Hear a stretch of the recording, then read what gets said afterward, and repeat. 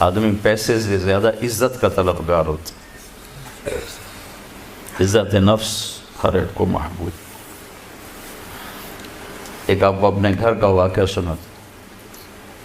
جب یہ ٹریکٹر کا دور نہیں تھا، 59 میں ہمارے والد صاحب سب سے پہلے ٹریکٹر لے کر آئے تھے اس پورے ہمارے علاقے میں. اس سے پہلے بیل ہوتے تھے.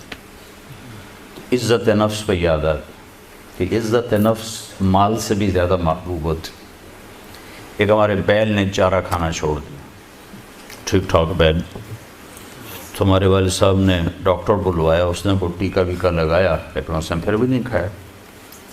تو ایک ہماری برادری کا دیسی حکیم تھا، اس کے پاس اس زمانے میں راستے تو ہوتے نہیں تھے. تو والد صاحب نے گھوڑے پر نوکر کو بھیجا جو اس کو اٹھا کے لایا.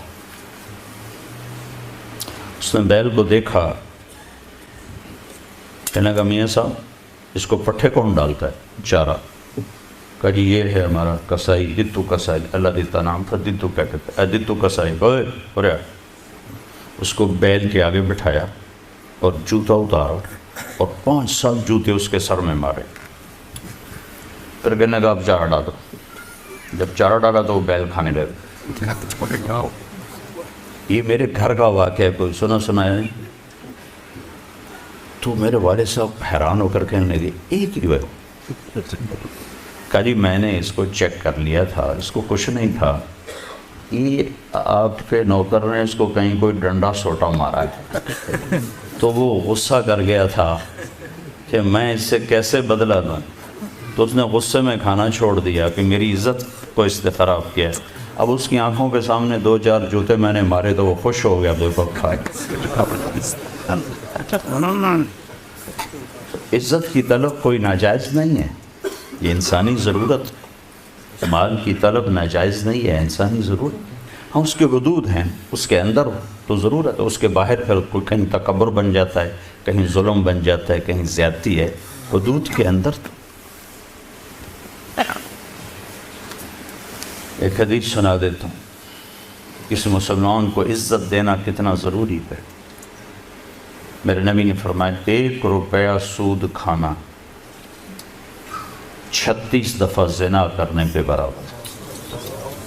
1 روپے یعنی 1 پاؤنڈ سود کھانا 36 دفعہ زنا کرنے کے برابر تھا.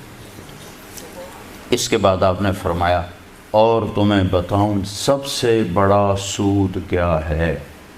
جب 1 پاؤنڈ کا سود 36 دفعہ زنا کے برابر ہے تو آپ نے فرمایا اب تمہیں بتاؤں سب سے بڑا سود کیا ہے؟ الاستطالۃ فی عرض المسلم، مسلمان کو بعزت کرنا سب سے بڑا سود.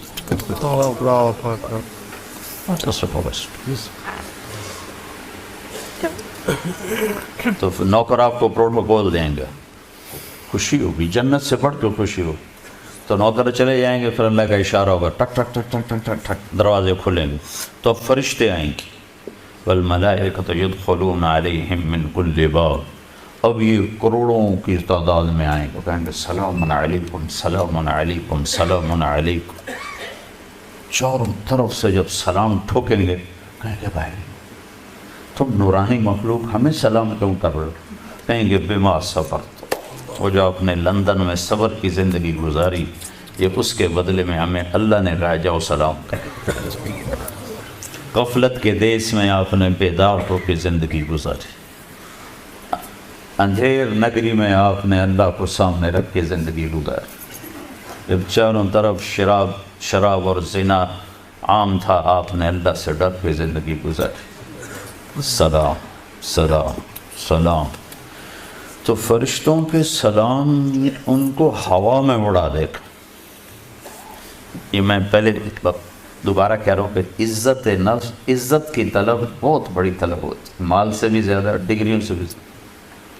تو فرشتوں کا سلام انہیں ہوا میں اڑا. فرشتے ابھی وہ اس سلام کا مزہ لے رہے ہوں گے کہ فرشتوں نے سلام. اور آئیڈیل ہوں بتا رہا ہوں، آئیڈیل. تو ایک دم میرے رب کا عرش ایسے کھلے گا، ایک دم نور بھی نور چھا جائے گا. جب ایسے آنکھیں اٹھا کر دیکھیں گے واہ واہ واہ، اللہ سامنے ہوگا اور اللہ کہے گا سلام قول من رب الرحیم، اب تمہارا رب بھی تمہیں سلام پیش کرتا اور پروٹوکول کی آخری حد، تمہارا رب تمہیں سلام پیش کرتا ہے، سلامان قولا من رب الرحیم، رب رحیم، اے میرے بندو، اے میری بندیو جنہوں نے دنیا میں مجھ سے ڈر کے زندگی گزاری، میں تمہارا رب تمہیں سلام پیش کرتا ہوں اور تمہیں مرحبا کہتا ہوں، تمہیں ویلکم کرتا ہوں۔ پھر میرے نبی نے فرمایا اللہ ہر ایک کا نام لے کر حال پوچھے گا، ہر مرد عورت کا نام لے گا، نام لے کر گئے، کیا حال ہے، ٹھیک ہے، کوئی تکلیف تو نہیں، کوئی حاجت تو نہیں، کوئی پریشانی تو نہیں۔ تو جب یہ اللہ کو دیکھیں گے کہیں گے یا اللہ ہم تو تیری عبادت ہی نہ کر سکتے، ہمیں تو پتہ ہی نہیں تھا تو ایسے حسن و جمال والا ہے، کیا یہ ہو سکتا ہے کہ ہم تو یہ ایک سجدہ کریں جیسے لندن میں کرتے تھے؟ یہ وہی کہہ سکیں گے جو نماز پڑھتے تھے، جو نہیں پڑھتے وہ کیسے کہہ سکیں گے؟ کیا یہ ہو سکتا ہے کہ ہم تمہیں ایک سجدہ کریں جیسے دنیا میں کرتے تھے؟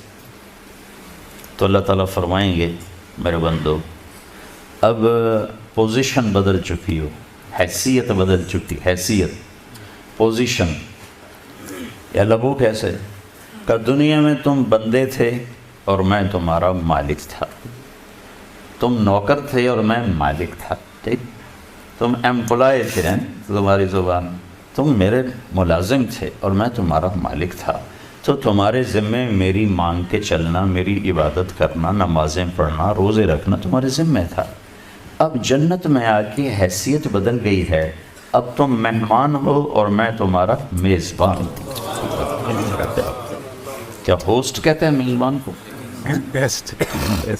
تو اب تم میرے لیے مہمان ہو، میں تمہارا ہوسٹ ہوں، اور مہمان کو تکلیف نہیں دی جاتی، مہمان کو بٹھا کے کھلایا جاتا ہے، جاؤ کلو واشربو، کھاؤ پیو، ہنیئا، ہنیئا کا کیا مطلب ہے؟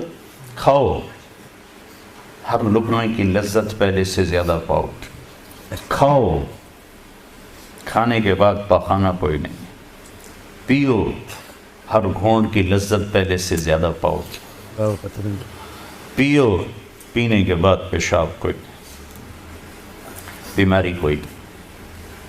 پھر پینے پلانے کی بھی 3 محفلیں قرآن نے بتائیں، کہ یہاں شراب نہ پیو، آپ کے یہاں عام ہے، اس لیے ہر دفعہ میں بتاتا ہوں کہ اللہ کرے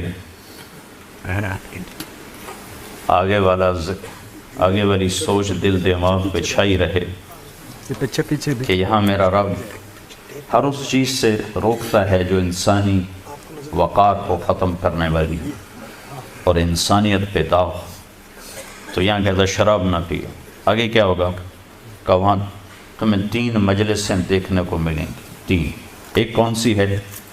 ان الابرار یشربون من کاس کان مزاجها کافورا، وہاں دیکھو گے نیک بندے بندیاں خود اپنے ہاتھوں سے ڈال کے پی رہے ہوں گے۔ یہ جنت کا سب سے چھوٹا درجہ ہے، کیسے ڈالیں گے پئیں گے، ڈالیں گے پئیں گے۔ ایک درجہ اس سے اوپر ہے VIP، وہاں کیا ہے؟ وَيُسْقَوْنَ فِيهَا كَأْسًا كَانَ مِزَاجُهَا زِنْجِبِيلًا، وہاں ان کو خدام پلا رہے ہوں گے، سرونٹس، نوکر، فرشتے نوکر ڈال کے پیش کریں اور سامنے حاضر کریں، یہ لیج، یہ لیج، یہ لیج، یہ لیج۔ ایک VVIPs ہوگا، سب سے اوپر کا درجہ، وہاں کیا ہوگا؟ وہاں ہوگا وَسَقَاهُمْ رَبُّهُمْ شَرَابًا طَهُورًا، اور وہاں اللہ خود پلا رہا، اللہ خود پلا رہا۔